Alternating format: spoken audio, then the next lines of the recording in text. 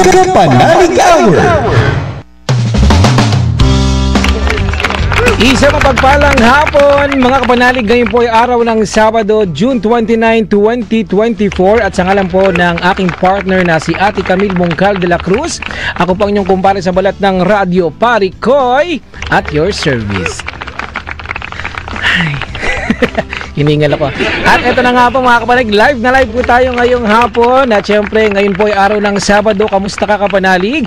Yan, batiin natin yung mga nakikinig po, yung mga kapanalig na nakatutok sa kanilang mga talapihitan, at yung mga nanonood naman po sa Veritas TV, Sky Cable Channel 211, at magandang hapon din po sa ating mga kapanalig na nakatutok sa kanilang mga social media accounts dyan sa Facebook page ng DZRV 846 at ng Kapanalig Community.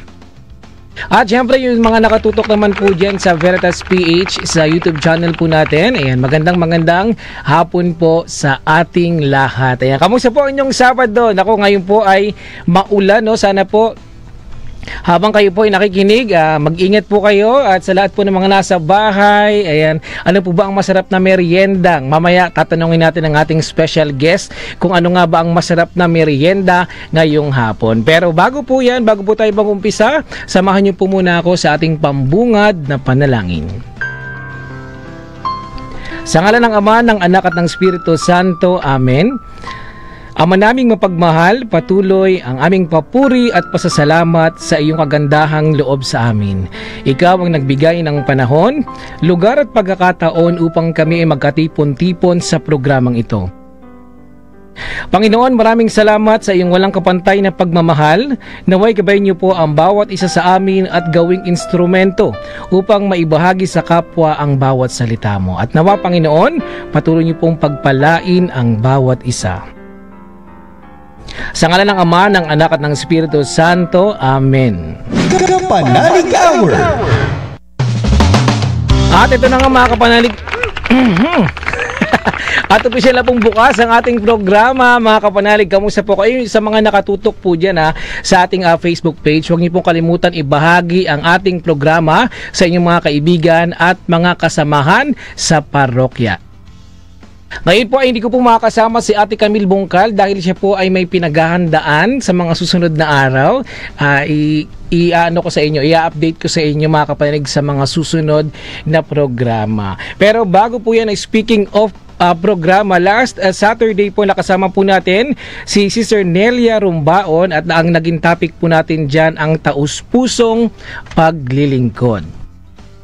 At mga kapanalig, no, sa ating mga loyal kapanalig, makabuluhan po ang ating pag-uusapan ngayong hapon dahil ang topic po natin ngayon ay Jesus, ang aking lakas at sandigan. Ikaw kapanalig, meron ka bang karanasan o kwento kung saan si Jesus ang iyong naging lakas at sandigan? Meron ka bang matinding problema na pinagdaanan noon at yung tipong wala kang malapitan or mahingian ng tulong? Nalampasan mo ba ang pagsubok na ito dahil sa iyong pananalig? Kaya ako po ito natanong kapanalig dahil ang ating special guest ngayong hapon ay magbabahagi ng kanyang karanasan sa buhay na kung saan ang naging lakas at sandigan niya sa lahat ng problema ay tanging si Jesus lamang. I-welcome na po natin live via phone patch si kapanalig Norma Ginto. Magandang hapon, Sister Norma.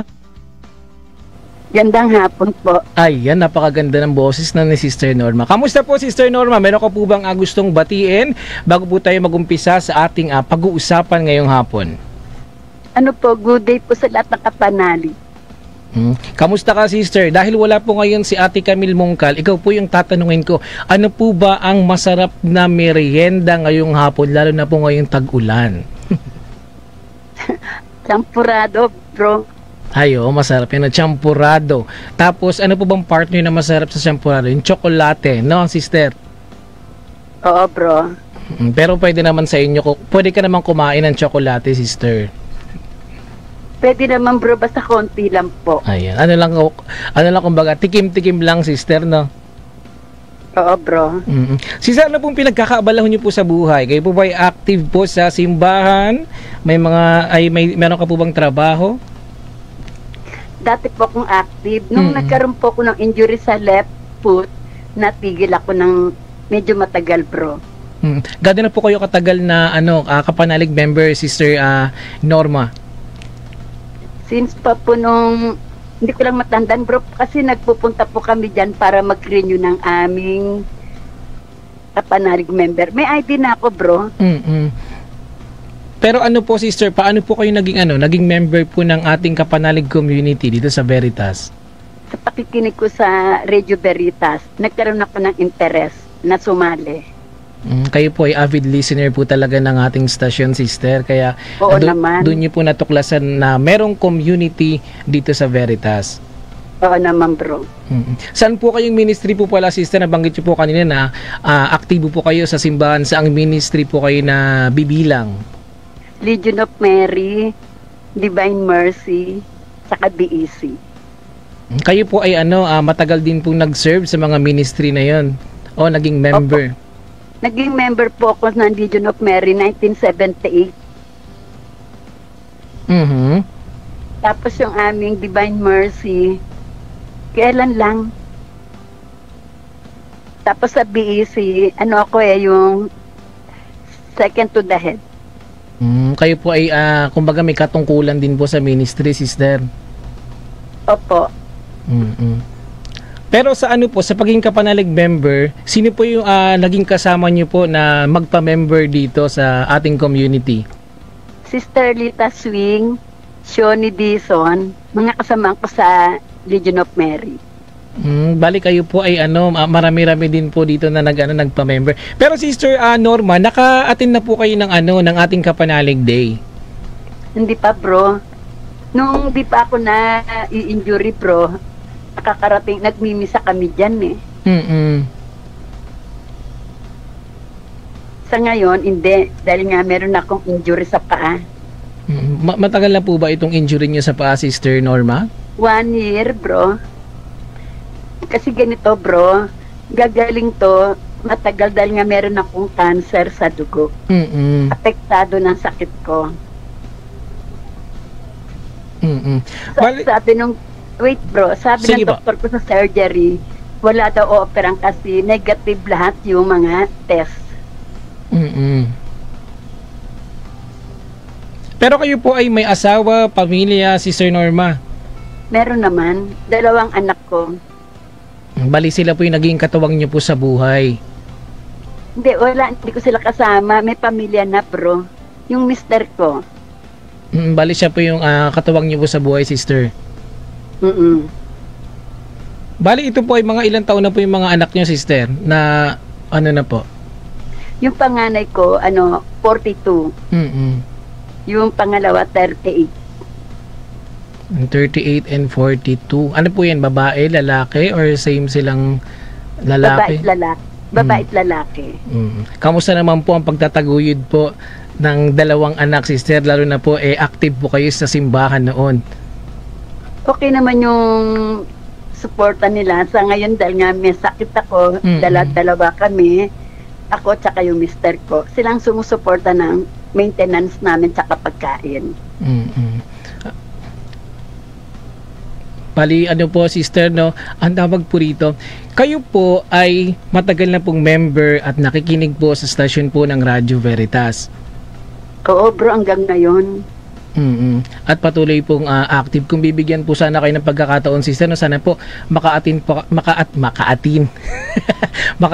kayo, no, sa ating mga activities din dito sa Veritas. Ayan, mga kapanalig, no, marami po tayong mga itatanong kay Sister Norma, pero mamaya-maya po yan, medyo may kaunting pabitin lang po tayo, no. Pero bago po ang lahat, no, Sister Norma, invite ko lang po muna ang ating mga kapanalig na nakikinig po ngayon sa ating programa dito sa Kapanalig Arno. Kung ikaw, kapanalig, ay hindi pa po miyembro ng ating kapanalig community, paano po ba maging miyembro ng kapanalig? Mari lang po kayo mag-text sa numerong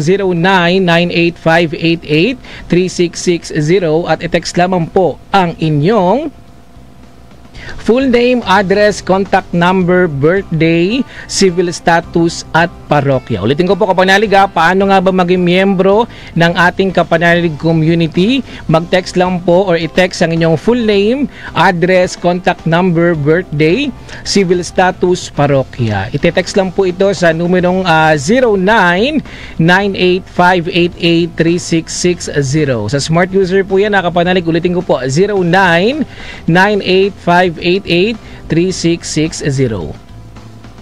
Sa Globe Network naman, mag-text lamang po sa 0917-621-1902. Ulitin ko po, 0917-621-1902. At mari po kayo mag-email din po kung kayo po ay nasa malayong lugar at nais pa rin po maging miyembro ng ating kapanalig community dito sa Radio Veritas. Mag-email lang po kayo sa veritaskapanalig@gmail.com. Kaya kung ikaw po kapanalig na nakikinig ngayon sa radyo, nanonood sa Veritas TV, Sky Cable Channel 211 at nanonood sa ating Facebook pages, dyan po sa Kapanalig Community at sa DZRV 846. Kayo po ay aming iniimbitahan na maging miyembro po ng ating Kapanalig Community. Huwag na po kayo mahiya kasi alam ko po yung iba sa inyo hindi pa po talaga miyembro ng Kapanalig at patuloy pong sumusuporta naman sa ating mga programa dito sa Radio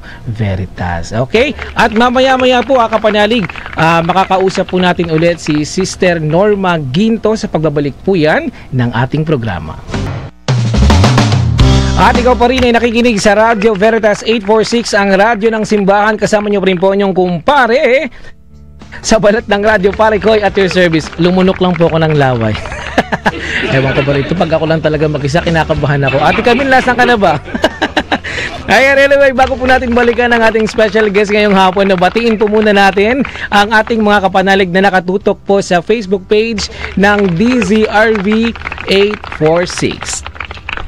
Ayan, magandang hapon mga kapanalig. Magandang hapon po. Present po ngayon si Kapanalig Warren Gumangan. Ayan, sabi niya magandang hapon po Brother Koy, Ma'am Camille. Salamat sa Diyos. Ayan, kay Kapanalig Mutok. Ayan, happy birthday po Sister Camille. Ayan, binabati ka Ate Camille ni Kapanalig Mutok. Ayan, magandang hapon din po kay Kapanalig Virgin Niegas. Ayan, punta naman po tayo dito sa Facebook page naman po ng Kapanalig Community. Ayan, sino po ba yung mga bumati? Ayan, magandang hapon po kay Kapanalig Jason De Luna at kay nakatutok po ang aking nanay ngayon. Magandang hapon po kay Nanay Emma Lopez na nakatutok po ngayon dyan sa Baybay, Leyte City. Ayan, magandang hapon po at ingat po kayo dyan sa mga kamag-anak ko po dyan sa Baybay. Aha, at eto na po, balikan na po natin ang ating special guest ngayong hapon, si Sister Norma Ginto. Magandang hapon, Sister Norma. Magandang hapon, bro. Ayan, Sister, wala ka namang, hindi ka namang kinakabahan ngayong hapon or okay ka lang po ba ngayon? Hindi naman, bro, kasama ko si Lord eh. Amen. Ayan, magandang sagutan, Sister, no? Ayan po ang nagpapalakas. Tama po ba yun, Sister? Amen. Amen. Opo. According po sa inyong kapanalig coordinator na si Brother Lloyd Gomez, kayo po ay may mga pinagdaraan ng problema. Sister, ano po ba ang iyong karanasan o kwento kung saan si Jesus ang iyong naging lakas at sandigan? Maaari po ba ikwento po sa ating mga kapanalig na nakikinig po ngayong hapon? Nakilala ko si Lord nung dumanas ako ng maraming pagsubok sa sakit. Saka sa pamamagitan ng pakikinig ko ng misa sa simbahan, marami akong napupulot na nai-apply ko sa aking faith. Tapos, ganito bro kung lalayo tayo kay Lord, walang mangyayari. Kaya kahit anong pagsubok, sakit o hirap, dapat tumatag yung kapit natin sa Kanya.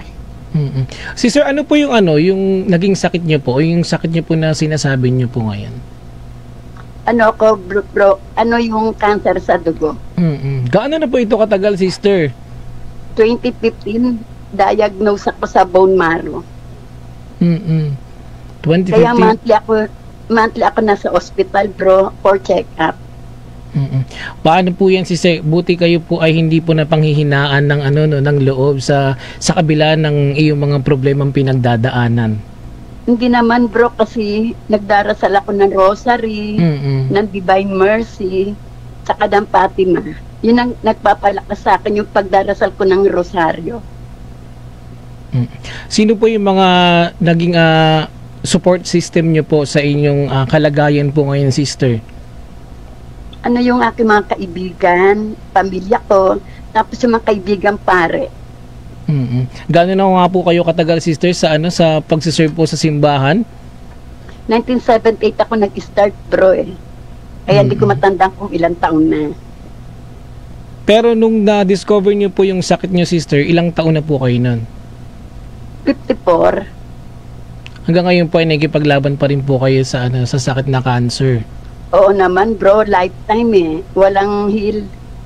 Kasi diniretsa na ako ng doktor ko kahapon. Siguro Sige po, sister. Ang magiging gamit ko lang yung phlebotomy tsaka yung maintenance.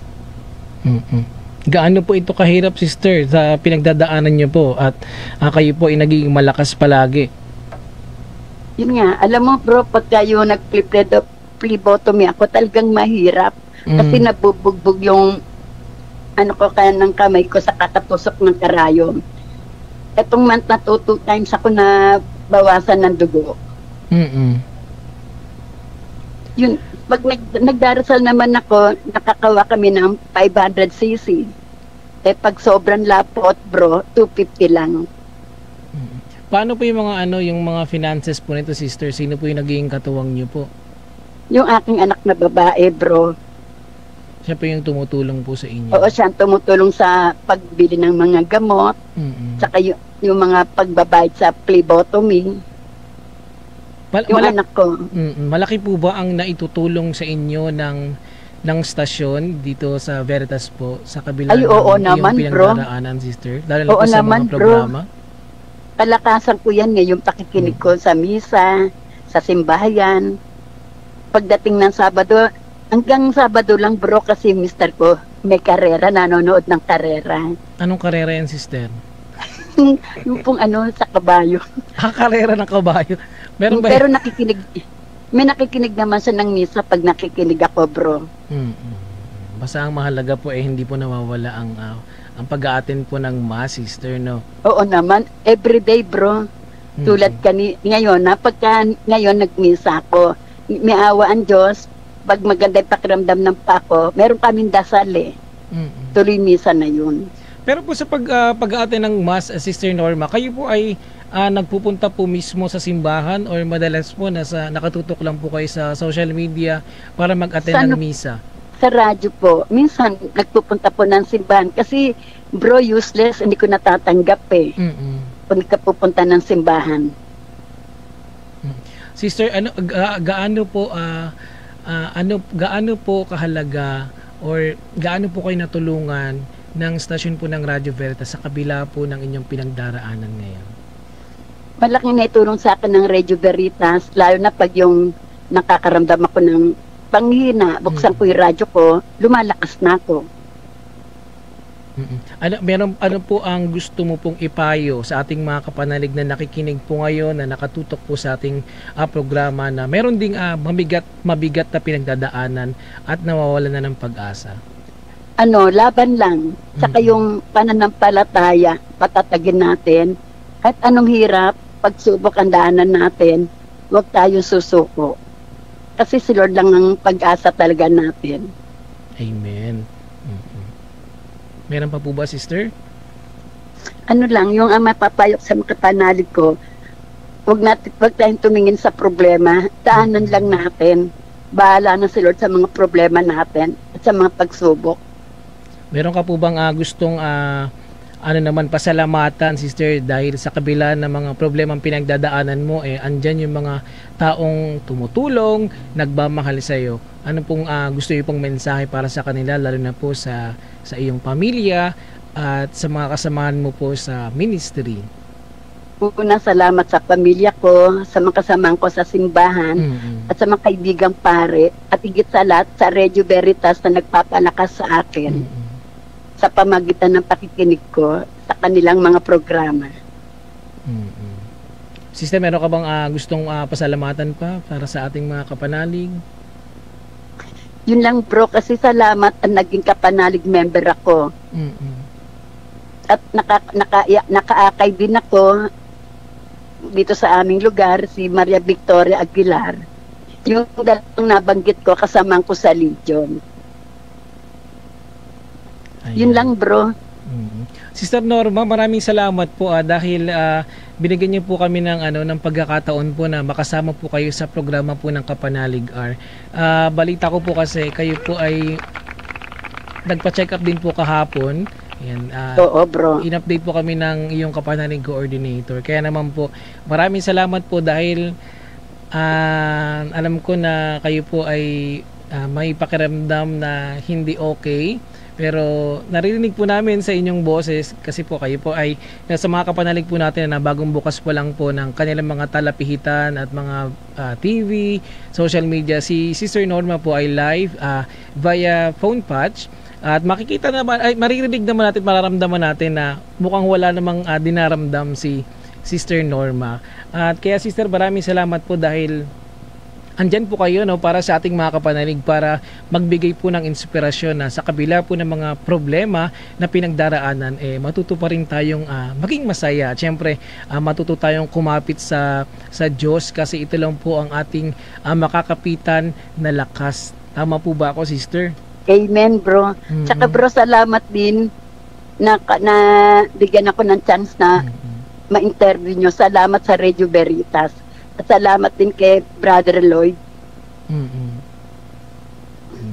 Sister, maraming salamat po. Sana po, Sister, wag po kayong mawawalan ng pag-asa, kahit meron kayong pinagdaraanan at meron po kayong sakit dahil lahat naman po tayo or lahat po ng problema ay kayang lampasan basta marunong lang po tayong magdasal sa Diyos. Amen. Amen. Amen. Sige bro, salamat uli at God bless sa inyo. Ayan. Maraming salamat po, Sister Norma. Ayan po mga kapanalig, nakasama po natin si Sister Norma live via phone patch. Ayan po. Kayo kapanalig, ano po ba ang natutunan nyo sa ating pinag-usapan po ngayong hapon dito sa ating programa? Ang ating topic po kasi ay Jesus, ang aking lakas at sandigan. Ikaw ba kapanalig, meron ka bang karanasan o kwento kung saan si Jesus ang iyong naging lakas at sandigan? Maaari mo po yan maibahagi po sa atin ngayong hapon at magbabasa po tayo ng text messages. Kung meron po kayong load, mag-text lamang po kayo sa mobile number. Ito po ang ating mobile number kapanalig. Wait, check ko lang. Hindi kabisado. Ayan, text lamang po kayo sa 0918-837-4827. Ulitin ko po kapanalig, 0918-837-4827. Ito po ang ating katanungan ngayong hapon, kagaya po ni Sister Norma Ginto na ating guest. Ikaw ba kapanalig, meron ka bang karanasan o kwento kung saan si Jesus ang iyong naging lakas at sandigan? Mag-text ka kapanalig sa 0918-837-4827. At sa mga nakatutok naman po sa Facebook page, maaari nyo po yung ibahagi sa ating comment section. Yan ang inyong mga karanasan o kwento, at babasahin po natin yan sa ating pagbabalik. At ayun na nga mga kapanalig, maraming salamat po sa ating mga kapanalig benefactors na patuloy po na tumutulong sa ating foundation dito sa Radio Veritas 846. At syempre imbitahan na rin po namin kayo, kung kayo po ay hindi pa po miyembro ng ating kapanalig community, kayo po ay magpa-member na sa ating kapanalig. At paano nga ba maging miyembro? Mag-text lamang po ng inyong full name, birthday, civil status, parokya at contact number, at syempre wag niyo po kalimutan ng inyong address. Mag-text lamang po sa 0998-588-3660 at sa Globe Network naman 0917-621-1902. At sa mga kapanalig naman po na nais po magbigay ng tulong sa ating foundation, ayan, kung meron po kayong GCash or gusto niyo po ipadala sa GCash, ang ating GCash account po or account number 0998-588-3660. Ulitin ko po kapanalig, ang ating GCash account number 0998-588-3660. Ang account name po niyan ay si Ma'am Apple Ann Estrella. At kung kayo naman po ay nais magpadala po or magpa-pick up pledge sa ating mga kapanalig coordinators, maaari lang po kayong mag-text sa 0998-588-3660 at ito po ang ating mga schedule. Pag Monday po, wala po yung schedule po tayo, wala pong schedule para sa ating pick-up pledge. Pero sa Tuesday, Wednesday, Thursday, Friday, Saturday, Sunday, meron po. Ito po ang ating mga lugar na pupuntahan. Pag Tuesday po, tayo po ay nasa Antipolo, Marikina, Montalban, Cainta, Taytay, at San Mateo. Pag Wednesday naman po, nasa Las Piñas po tayo, sa Alabang, Muntinlupa, sa Paranaque, Cavite, at Laguna. Pag Thursday naman, kapanalig, nandyan po tayo sa Makati, Taguig, Pasig, Mandaluyong, Pasay, Manila, at pag Friday naman po nasa Quezon City South at nasa Caloocan South naman tayo. Pag Saturday, nasa area naman po tayo ng Bulacan, Navotas, Malabon, Valenzuela, at pag Sunday naman po nasa Quezon City North, Caloocan North, Novaliches, San Jose del Monte, Bulacan. Yan po ang mga schedule po natin mga kapanalig. At sa mga kapanalig naman po na nais magpadala sa bangko, ito po ang ating mga bank accounts mga kapanalig, no?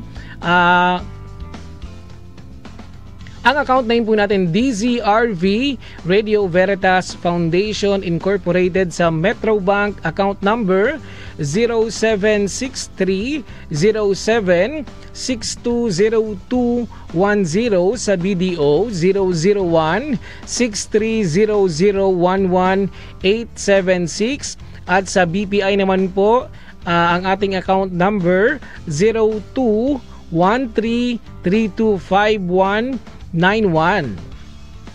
At sa PNB naman, ang ating account number 105-910-013-091, at sa ating Union Bank account number 0004-8001-9393. Yan pong ating mga account numbers sa Metrobank, BDO, BPI. Yan po ang ating mga bank details mga kapanalig. Kaya po sa mga nais po magbigay po ng tulong sa ating foundation, malaking halaga po ito para tayo rin po ay makatulong sa iba, lalo na po sa mga kapanalig na nakikinig po dito sa Veritas 846, ang radyo ng simbahan.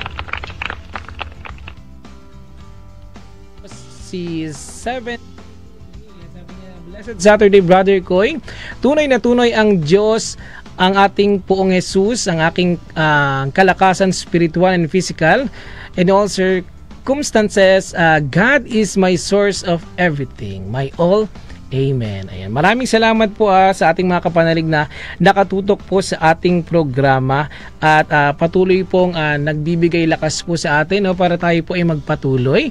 At sa ngalan po ng aking partner po si Ate Camille Mongcal, ayan, abangan niyo po ang pagbabalik niya sa mga susunod pang siguro abutin pa ng buwan bago natin makita ulit, no, si Ate Camille Mongcal. At meron pang nagpahabol, no, eto naman. Sabi ng 5333, ayan, good PM kapanalig, our brother. Ako, nagdaan ng pagsubok 2016, na stroke, 62 years old. Sa Diyos lang kumapit ngayong 71. Wow! Now, binigay, pasasalamat, Esther M. Salandanan from Caloocan City. God bless all. Amen. Ayan. Maraming salamat po, sister, sa pagbabahagi po ng iyong karanasan, no, ngayong hapon. Sa lahat po ng mga kapanalig, no, maraming salamat po sa pagtutok sa ating programa, at kita-kits po next Saturday sa ating programang Kapanalig R, 3 p.m. to 4 p.m. Isang oras lang po yan, at ako po'y magpapaalam na, at susunod na po ang programang CFC. Kapit lang, makasama niyo po si Brother Jeremy and Brother Jackie. At ako po inyong kapanalig, Koy Lopez, ang kumpare nyo sa balat ng radyo na nagsasabing every gising is a blessing. Subayin niyo po ang katotohanan.